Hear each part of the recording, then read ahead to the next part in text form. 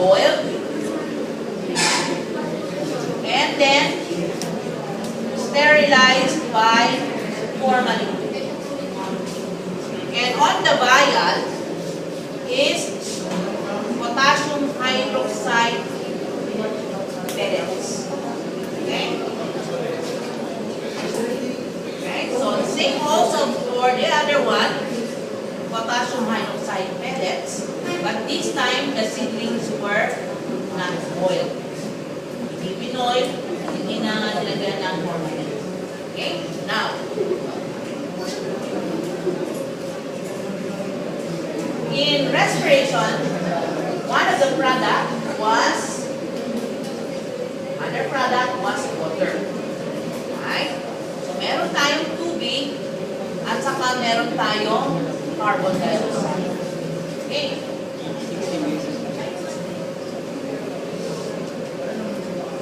Now, where did these two products form?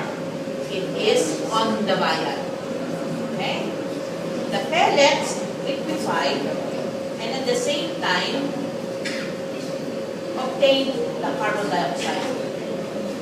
So, naging potassium carbonate. Yan. Claro?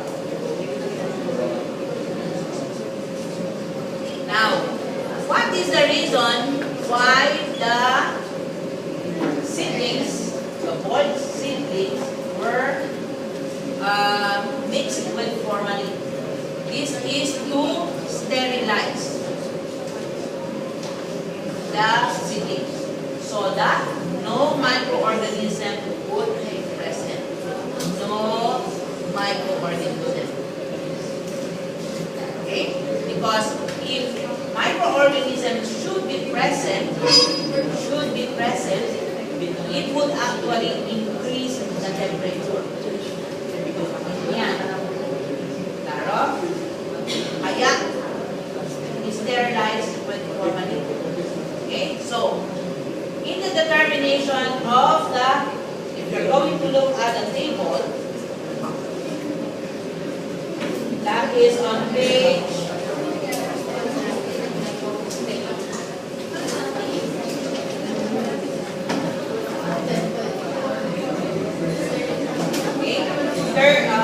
52.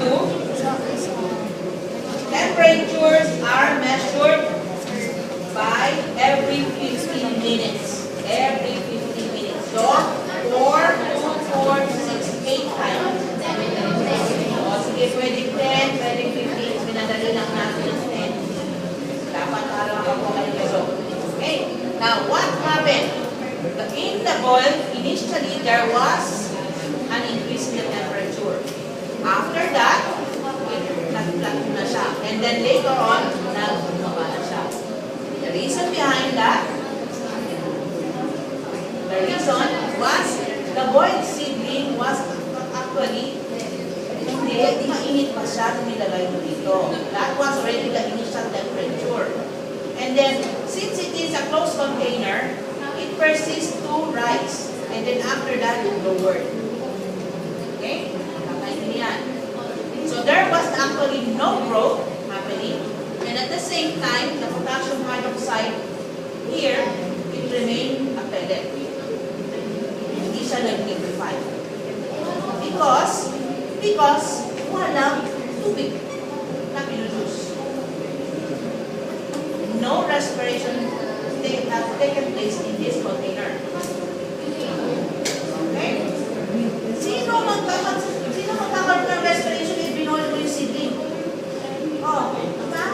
Oh, ang sabi ko, ang formalin was to sterilize the mixture or that is the seedling para walang microorganism na tumubo. O kung walang tumubo microorganism, walang taas ang temperature. And instead of rising, it will let down. Here. So, since there is no microorganism, no respiration taking place, no carbon dioxide and water produced, the pellet remains solid. Dapat. Pero nag-liquefy. Nag-liquefy yung pellets. Okay. Pag-tingnan niyo initially, you have an increased temperature because when you place the seedling inside, it was in hot. So meron siya nag-i-heat siya ng water. So water, if ever that the pellet is liquefied, it means that it's just the residue, that is the residual water coming from the seedling. Okay? Now, in the other one, did not sterilize the seedling. Okay? It means that it undergone respiration. Right? Now, so you are now to have two products, carbon dioxide and water, and also the production of heat. So, what happened here was your production of hydroxide liquefied. Okay? And then you have the germination of the seeds. Okay? And then you have a steady rise in the temperature. A steady rise, okay, of the temperature.